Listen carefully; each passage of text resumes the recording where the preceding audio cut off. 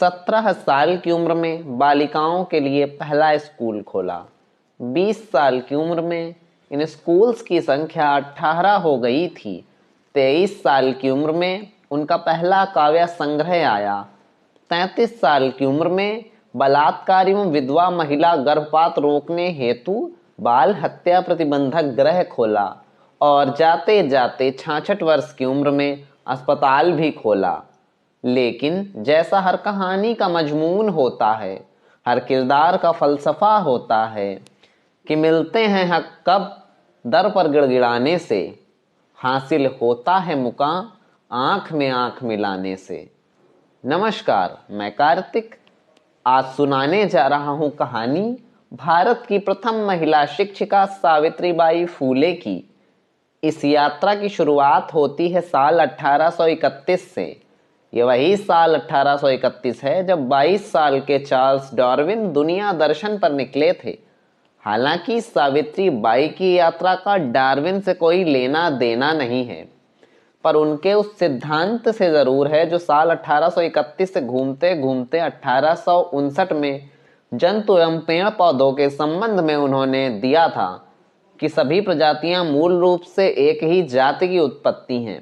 परिस्थितियों के अनुरूप अपने आप को ढालने की विविधता प्रजाति विविधता को जन्म देती है।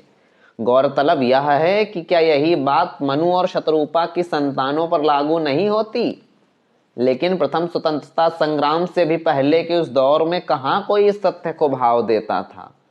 तो इसी तथ्य को बल देने के लिए समाज की भयंकर अदावत का सामना करने के लिए 3 जनवरी 1831 को सावित्री बाई फूले का जन्म खंडोजी नेवसे तथा माता लक्ष्मी के घर नायगांव जिला महाराष्ट्र में हुआ था। मात्र 9 वर्ष की अवस्था में उनका विवाह करा दिया गया था। वो साल 1840 का दौर था। सावित्री शुरू से ही पढ़ने की आग्रही थी, परंतु गुलामी और रूढ़िवादिता की जंजीरें थामे चलता समाज इसकी आज्ञा कैसे देता।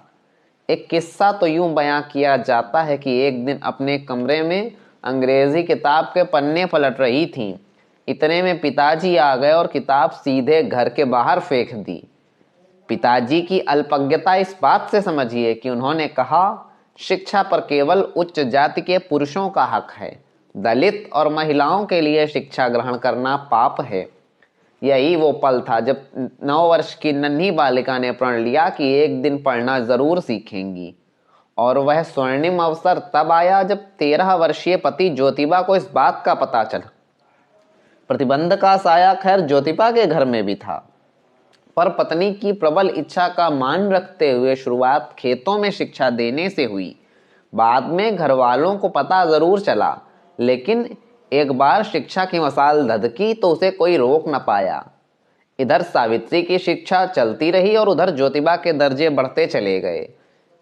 इस ज्ञान ज्योति से ज्योतिबा का ध्यान समाज की कुरीतियों पर गया, जिसके मूल में जाने पर उन्हें समझ आया शिक्षा का अभाव और खासकर महिला शिक्षा। तब ज्योतिबा ने सावित्री से कहा, मैंने तुम्हें पढ़ाकर एक ज्योति जलाई है, अब तुम्हारा कर्तव्य है और ज्योतियां जलाओ।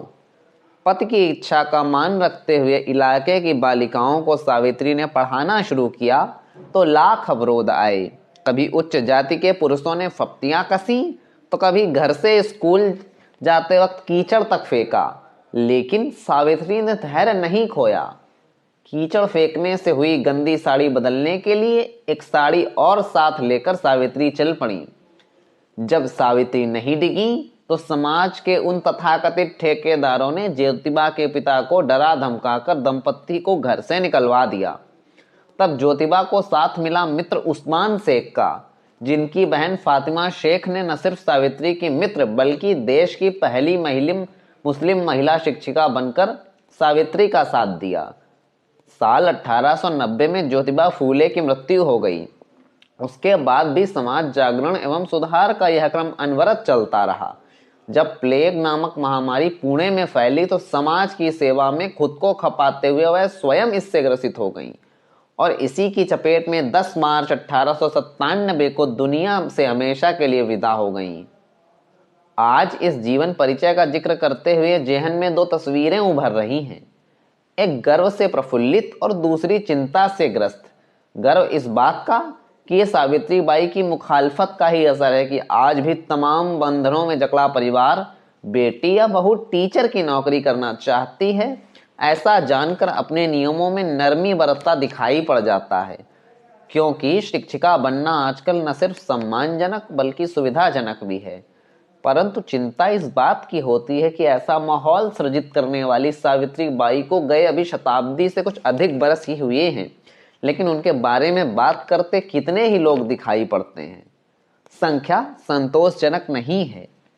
विचार करिए, क्या राष्ट्र सेवा करने वालों को यही ओहदा मिलना चाहिए?